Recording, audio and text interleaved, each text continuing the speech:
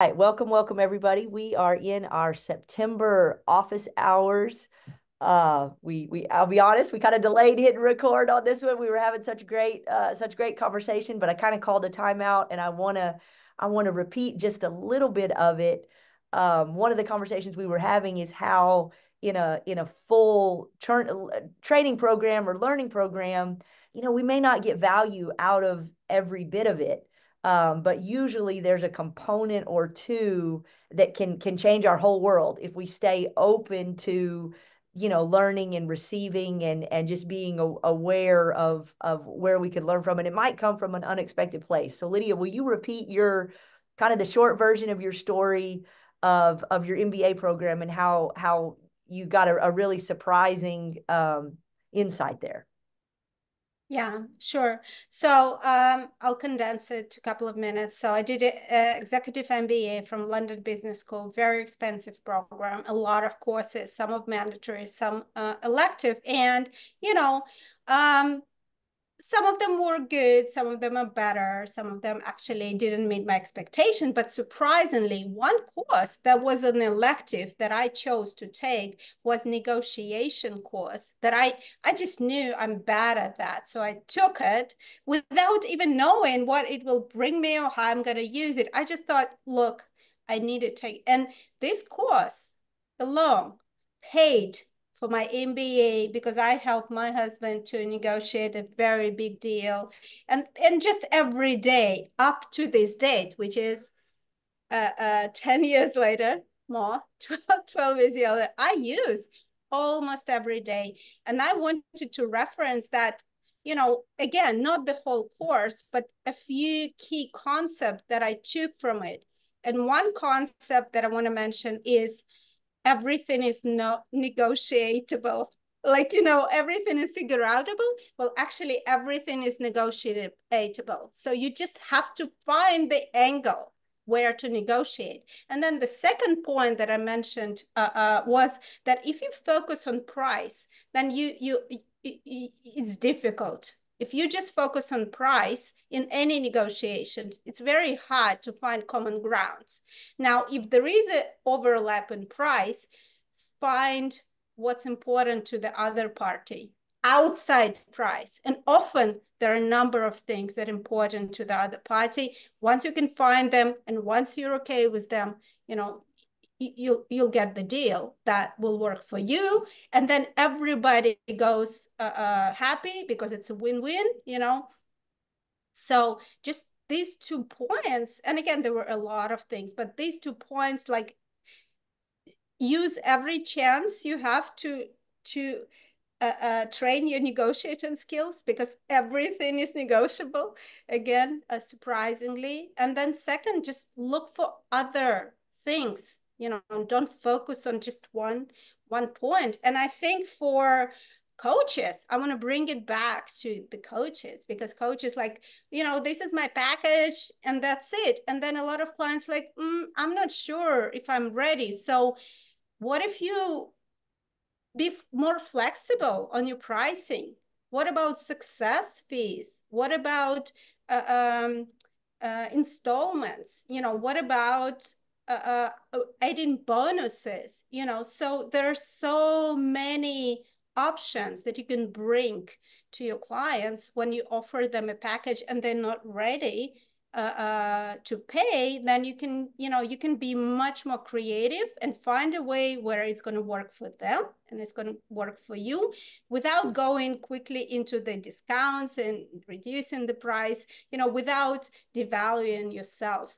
Just be creative. And I think that's kind of rounds up to the coach discussion.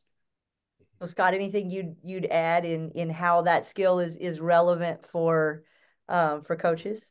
Right. So part of it is I think it affects kind of using the acronym that we use, both in the craft of coaching and then of course in the marketing piece too. Because there's the like pricing and negotiation at the prospect point, which is usually kind of, we would call that more the marketing focus, or the closing the sale part. But I would say that even during the actual coaching process, the craft part of coaching, negotiation, that framework Mm. still comes into play. both in terms of sometimes it's you're coaching your client because they need to do it. Well, okay, how do we coach them through what does that look like? Why is this not confrontation? Yada, yada, yada, all of that. So, because a lot of times the reason people don't negotiate is because it feels like an argument to them. It feels like confrontation, and good negotiation should not actually feel like confrontation, but it we think it's going to, so we think it's going to be a fight, so we don't want to do it. And then the flip of that is, I think, also just in terms of when we're working with clients, sometimes having that framework, because part of the framework of negotiation is the what Lydia said about finding the value that's good for them. Well, how do you know? You got to ask. You got to get curious, you got to ask questions, you got to look for information, and you do it not in a I want to take advantage of you way, but you have to build trust and rapport so that they're like, well, I can share this with you and be open, and you'll and you'll help take care of me. And so I think when we're working with clients too, recognizing that when we're building trust, when we're doing those other art of coaching things, sometimes the reason we're doing it is so that we can get curious and get authentic information, because then that helps us negotiate that relationship with them to get them. Because I don't know if this ever happens to anyone else, but it does to me occasionally. People come in and they say that they want something, and that's not really what they wanted out of coaching. They want something else, and you don't discover that right away. So it's that building that rapport to be able to find those things. I think it's the same skill set as negotiation. It's just kind of reframing it in a different audience. Yeah, I think the mindset of the everything is figure outable, and just kind of that willingness to explore and be curious, the longer we can hold off on judgment or even interpretation, and I don't mean take forever to make a decision, and I guess it's a fine line, but in particular when you're dealing with other folks, the more we can just be curious. And Scott, you were talking about a property negotiation, the chickens and dogs, and it's amazing what all can come into can come into relevance, and we giggle about it in property negotiations, but kind of the same thing can be true in human negotiations. The funniest things can be negotiable and can be ahas, in terms of making really small adjustments. And so for coaches to kind of keep that mindset, as you said, for themselves in our own businesses, and then share, if you will, model that mindset as we're dealing with our clients. Some of the best coaching sometimes we can do is just to facilitate the thought process, right? That abundance growth mindset. We can use a lot of different words for it, but it's really that notion that we're only stuck when we sort of mentally shut down and decide we're stuck, in that regard. Well, cool discussion. I love that with this group we can turn just all of our random life experiences into insights that we can then learn from and share with each other and shape. I think it's one of my favorite things about coaching, and it's absolutely one of my favorite things about this community, because I think it's very much one of our values, and I just enjoy being a part of it. We had a deadline on Monday in the CPA firm, and those are brutal. And the day after a deadline is brutal. And I'm doing 75 hard at the same time, which I don't really recommend. It's brutal. And so let's just say life has been interesting these days. And so it's really nice. I personally enjoy getting on and getting to be reminded that we can sort of choose how we interpret events. So I personally thank you. And even going back to the MBA statement of, you can go into a course or a training or a program or whatever, and you can go through it with the focus of, is everything that I'm getting here of value to me? Or you can go through it with the focus of, let me find the nuggets I can take away. I was a school teacher, and we used to do in-service. And sometimes what I learned in in-service was, I don't want to teach students that way because the way they're teaching is horrible. You know, it doesn't matter. I still took something away that was positive and of value. It's like what I learned is what not to do. Okay, that's fine. You still learned something. You know, keeping that focus of there's always something you can take away. I don't care how good or bad the Love training it. or the program or the instructor is too. Love it, love it. All right, let's talk a little bit, staying on our acronym. So this was kind of a craft of coaching or craft of business thing. Let's talk about the awareness, kind of stress management and marketing a little bit together. You know, September, if you haven't been in coaching long, you might be surprised at September and the fall being um, equally, if not more busy than, you know, I think people think of new habits or new initiatives in the January, beginning of the year timeframe, but really the fall is actually, again, certainly equal, if not greater for our clients in terms of, I think folks realize, oh darn, I had these annual goals and oops, here we are in September. The kids have gone back to school, whatever. Now I'm ready to get focused. Um, let's talk a little bit about. I'm curious how y'all approach that personally, in terms of balancing, you know, kind of wanting to have summer vacations and wanting to spend time with our families and wanting to, you know, live life, but then also acknowledging the reality of kind of our busy season. And that if, when you're building your business, you kind of got to go where the customers are, right? And if the customers want to be active at certain times, it's certainly your business is going to thrive if you can figure out how to surf those waves.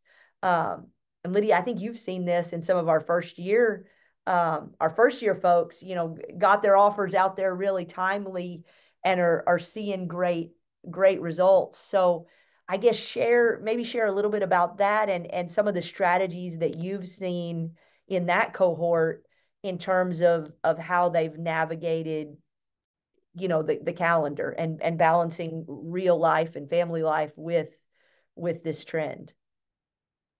Yeah, right. And I think both peaks. So we have the September peak, or kind of September, October peak, and January, obviously January peak. I think both of them correlate with the kind of August, where there's kind of family vacations, kids holidays, stuff like that. And then December, which is also family holidays, vacations, stuff like that. So, and I mean, you have to make a choice. So it's not, you know, I guess, again, personally, I made a choice that I want to ride this wave. And if I want to ride this wave, I need to balance out. So what I try to have like, I try to prep in advance. So, you know, taking it slower, but just a little bit, you know, starting in July, August, right? Getting ready for the September wave. And then same in January. Obviously, you need to start kind of November, December prep, right? Now, so you know, again, this is a choice, right? You need to make, you know, there is a wave. And if you want to catch it, basically, then you need to plan it out. And the better you can plan it out, then there is less rush. So you can still spend some time with your family and still dedicate time to your business. That's what I did. I did a bit of a 50-50. That's my strategy, right? I you know, I never managed because I know you can still schedule things in advance. You can pre-schedule posts, you can pre-schedule campaigns, you can pre-schedule things. But I don't, like, I've never, again, my experience, I never was able kind of schedule and then totally kind of zoom out, right? I just don't think, I don't see it's possible. So, but if you have enough stuff pre-scheduled, prepared, then it's not like, you know, 100% business 0% family, I was able to keep the 50-50 balance. And that worked for me. And So that you worked for did, my family. if I'm gonna recap and kind of stick with the September timeframe, you did extra work in June and July, being strategic, sort of deciding what you were going to do, setting the calendar, pre-scheduling, or even just pre-planning things, Some of it. so that in August you could still execute and be present from a marketing perspective outwardly, but inwardly you got more family time because of the work that you had done. So you kind of started a few months Absolutely. earlier. And so if folks maybe weren't ready for September because again they had different priorities in the summer, but they want to be ready for January, February, we would say start now, start October, November in terms of planning and setting up, and then December you execute while still you execute outwardly, protect some of that family time, and then be ready to go in January. Would you say that that's kind of the roadmap you used? Absolutely. I use the 90-day planning framework. I think the 90-day is a great kind of the time span that long enough to see far enough ahead and, give you enough to prep for your launch or, whatever you want to do. Yeah, that's what I summarize. For me is the 50-50 because I don't think you can kind of pre-schedule everything and kind of be 100% family when it's kind of one of the most important time of your business. I just don't think it's possible. On the other hand, I just don't see how you kind of don't do anything. You just miss out on the low-hanging fruits or kind of the opportunity that's my strategy. So Scott, what are your thoughts on that topic? So I think a lot of times too, it's really about being real clear on, what's most important to you, what's your priority, and where does that lie at any point in time. So for example, one of the things I do is there are certain events, family oriented things that are really important to me to make sure I'm present for and able to do. Well, those go on my calendar and get blocked off and get protected. And sorry, Mr. or Mrs. Client, that time's not available. It's just not. But so I do some of those things structurally, and again, that takes planning, that takes preparation, that takes awareness. You can't just, oh, Monday night, that's my anniversary, we should go out. Oh wait, I've got 3 client calls booked. That's probably a bad thing, that kind of thing.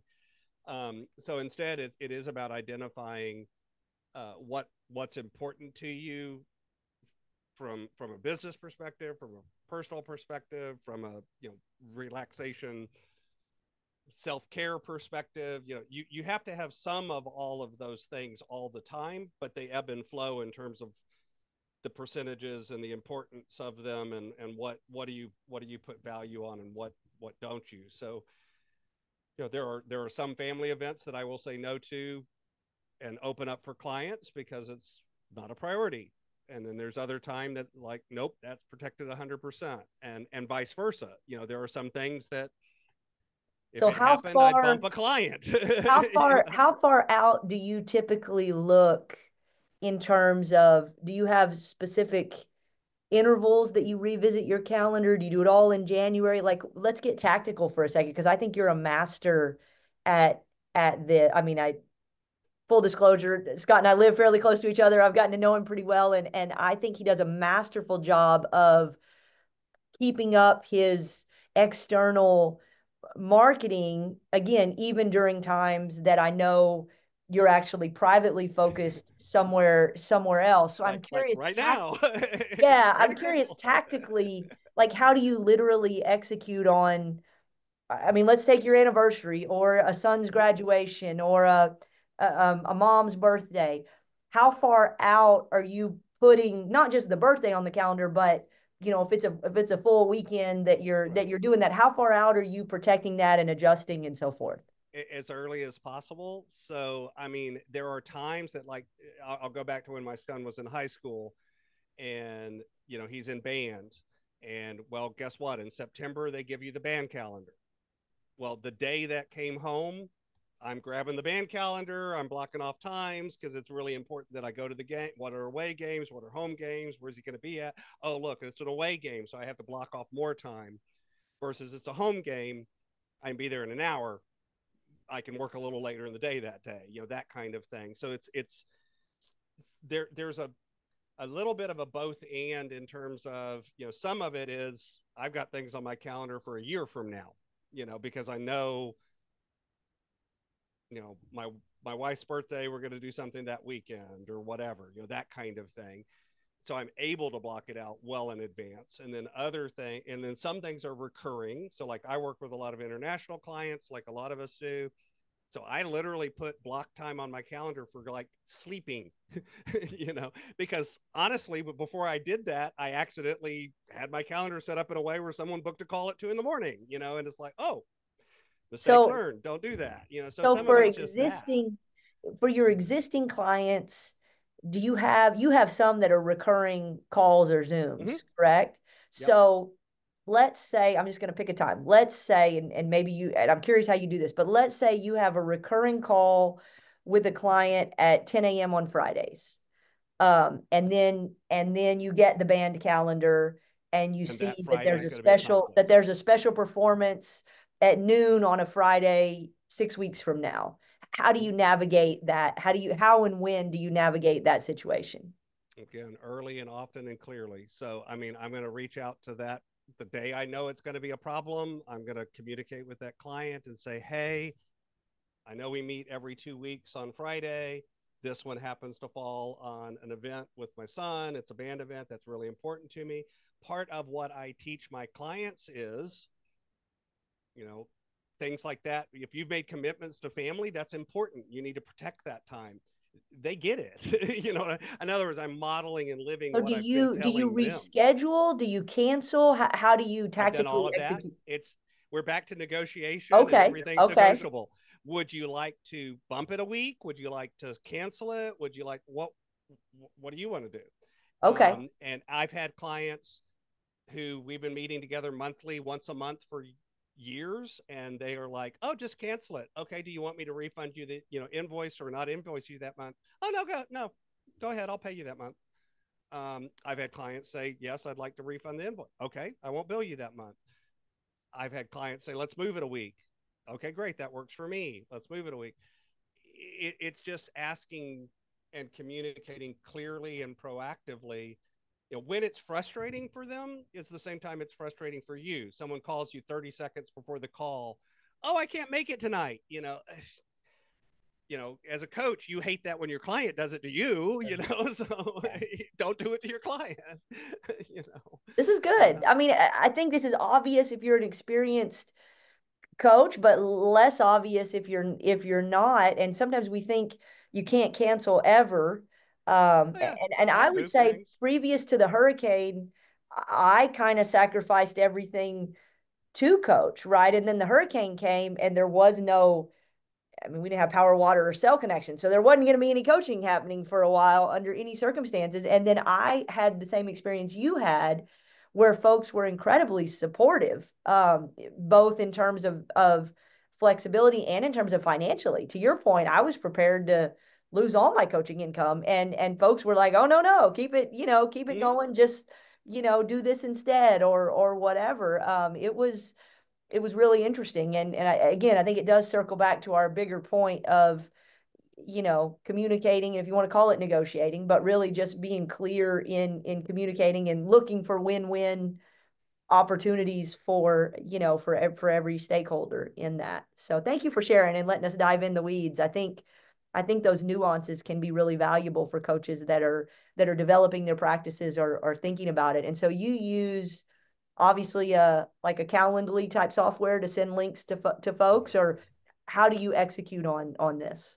Yeah, so I use Calendly for scheduling. Again, there's a million tools out there. They all work. TidyCal, whatever. Acuity. There's a million.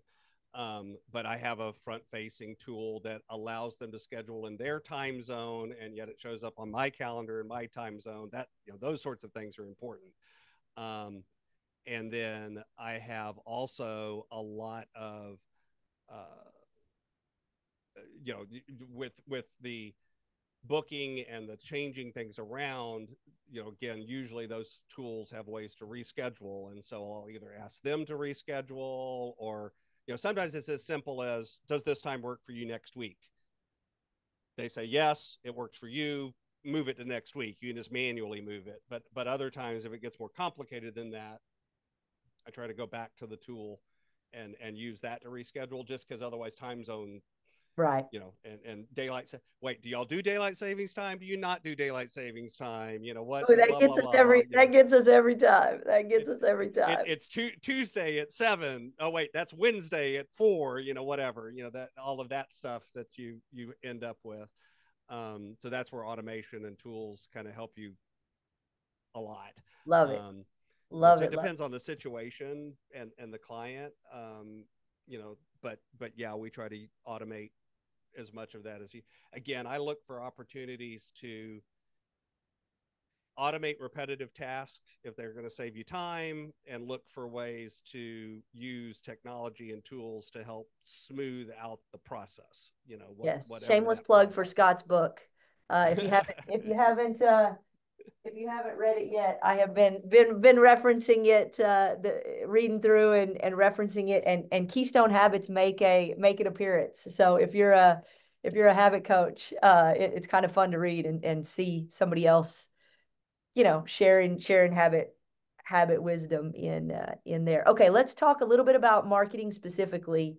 We've touched on it with times a year, but let's talk about podcasts, because I think for coaches, podcasts can be really powerful. So we've restarted Better Habits. Lidia, we're publishing one a week with coaches on the platform. So talk a little bit about, if somebody's interested and wants to come on the podcast, how would you encourage them to do, and how do they get in touch?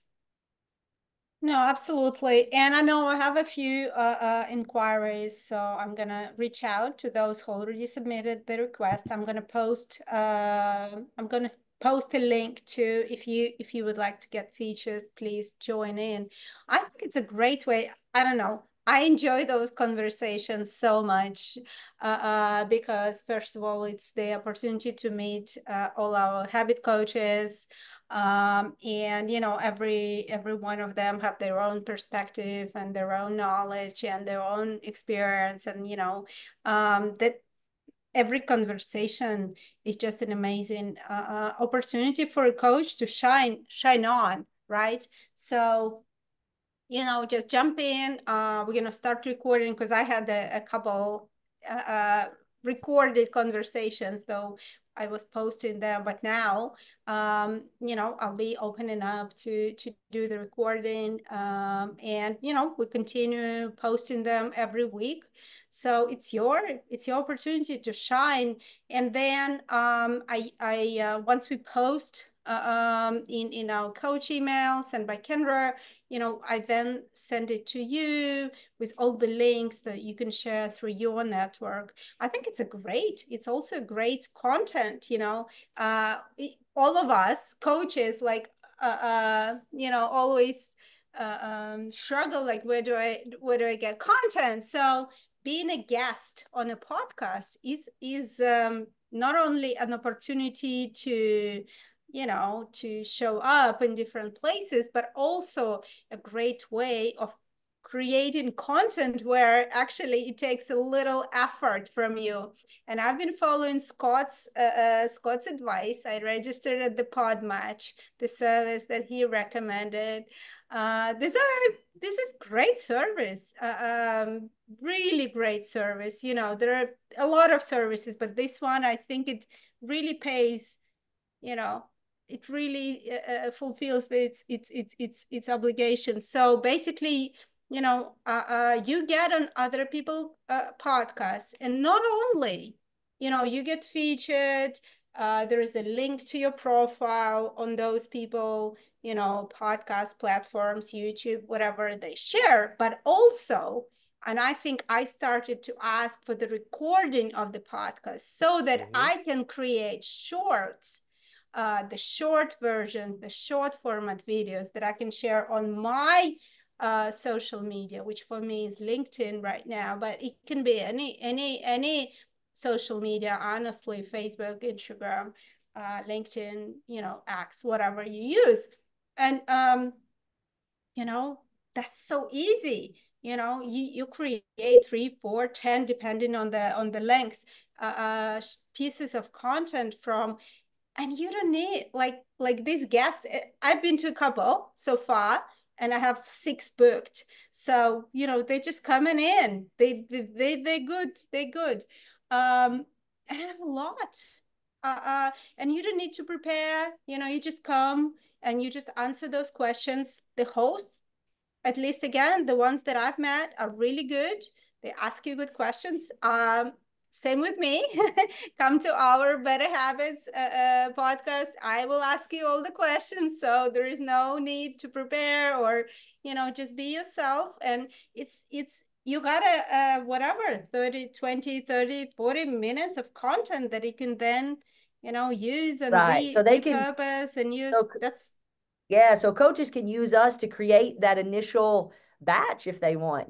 Reach out, get scheduled on the show, use us as a learning opportunity, and then host your own, or do something like Podmatch where you're going on other folks. Both strategies can work. And for coaches, I think podcasts are extremely effective ways of connecting and refining our messages and also connecting with potential clients. And it's so much, it's so much easier. Like, to host your own podcast or a show, you need to come up with a name or a concept, and by guests, like, there is a lot of admin around it, right? If you just come in as a guest to other people's shows, the admin is like very little. Honestly, you just book to come, and well, sometimes they ask for the pre-interview, sometimes they ask for the bio, but you can come up with those standardized. So just use it, and again, come to our show first, if you Coachdotme coach, and then use it. No, absolutely, I think it's a super hack, Scott. That's brilliant. That's brilliant. My wheels are turning now. That's actually really, really brilliant at getting reach without overhead, which is true. All right, Scott, what would you add from a podcast pro in terms of how do coaches think about that? So yeah, I think when it comes to podcasting, like you said, there's three. Well, there's more than three, but there's at least 3 arms, and I think Lidia kind of touched on all of them. But to kind of encapsulate it. So one is processing your own ideas, getting your own content, wrapping your head around how do I say things, how do I communicate things clearly, how do I do it concisely and quickly, because most podcasts are timed, that kind of thing. That's always good practice. So it's comparable to doing speaking events, only it's a lot lower threshold of effort, because guess what? Podcasters need guest. So all of a sudden you're reaching out to somebody that's like, please come on, could you come on Tuesday, kind of thing, a lot of times. So there's that threshold. The second is making connections strategically into areas and people that potentially, I've had podcasts, I've been on shows that person has turned into a referral partner.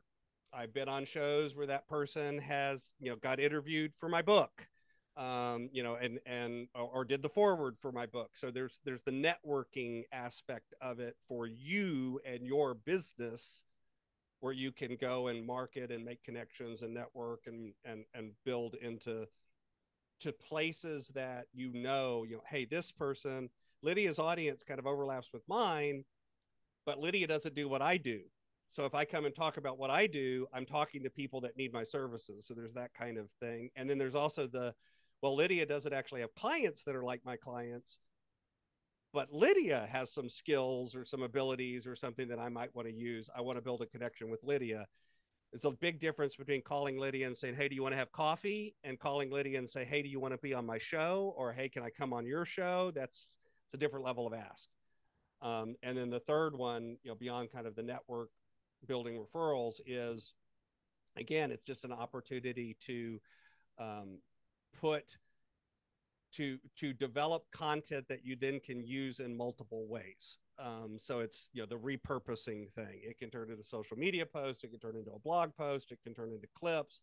You can put things on YouTube. You can put things out on audio. It can turn into a book. It can turn into whatever. You know, there's ways to take the content that you're producing, curate it, and then repurpose it in ways that saves you a huge amount of time and energy and effort and things, because you're not creating 5 things, you're using one thing 5 times. Great point. So everything that Lidia said, I would reiterate as value. And by the way, it doesn't matter if it's an audio podcast, video podcast, both. The modality isn't what's important. What's important is the connection, or the community piece, that part. Good stuff. All right, you guys have dropped incredible wisdom bombs. Ella, glad you were able to join us. I know you got work going on the platform update. We are at the goal line in terms of some cool upgrades with discount codes that our team is working on and should be released, you know, within the next couple of weeks. We do much more robust testing now than we used to do, now that things are really rocking and rolling. So we've got to get through that. But the dev team is adding some cool features in this sprint, and then the next sprint is going to be some cool stuff on the coach dashboard side of things that'll get done this year as well. So fun times to be in feature mode, right? Instead of just rebuilding infrastructure a lot. So we'll share more as we'll do some special conversations on those and some demos. But know that the dev team has been cranking this summer too. A little preview: we're going to open the doors to our first year program by this time next month for 2025. I think that's quickly going to become our signature program. This year's participants are killing it. They are all doing, the folks that have really been active are doing incredibly well. I think, if I'm going to brag, Manu had 65 folks in one of her sessions. Even more. Yeah, and Wildo and Toya are both progressing as well, and I think everybody in that program, you know, that hung with it is doing exactly that, is transforming their business in a year, which is cool. So we've learned a lot, refined it, and going to open the doors again for 2025 soon. So if you're interested in that or want to get on the wait list, because I think it might fill up, and we do have a wait list, if you want to get added to that. Again, coaching at Coachdotme. Let us know that's where you're interested. And it's going to be a busy fall. It's going to be a really busy fall getting ready for next year and helping folks grow their businesses. All right. Any parting thoughts from the group? Anything to add? Lidia, your LinkedIn project, still doing it? Still doing your LinkedIn focus? I'm still doing it. I missed a couple of days, but I'm still going. I love to see my it's not a hockey stick, but it's a steady growing statistics on all fronts, the impressions, the reactions and interactions, and I love it. You know, it comes down to all our basics, the habit basics. Right. The keeping the momentum, doing the daily reps, and I see the results of that. So whenever I miss a couple of days, it flats out. And then, so it all comes down, okay, I don't have a whole hour to spend today. Why don't I spend that 15 minutes? So keep the momentum going. So it just proves all our basic concepts is still going. I'm still putting the reps, and I see the growth going. Yeah, nice. Absolutely. Nice. Scott, book tour still going, book podcast tour still going strong? I'm still going on shows. Was on one this week. So I kind of that consistency thing. I use Podmatch, which Lidia's talking about, and I try to reach out to 3 podcasts every single day. And You know, sometimes you hear back from one, and sometimes you hear back from two, and sometimes you hear back from nobody, and sometimes you hear back from all three. You know, it just depends. But that idea of just consistent small effort, take 15 minutes every morning, send them a pitch, see if I can come on their show, and so with doing that, I'm probably on anywhere from 5 to 10 podcasts a month right now. You know, promoting business and book and that sort of thing. So. All right. Well, appreciate you, Ella. Thanks for the comments and the kind words. Glad you're here. And Scott and Lydia, thanks for coming in and dropping wisdom bombs for coaches that that really want to keep growing. We will see y'all again next month. All right. Bye, guys. No, absolutely. Bye.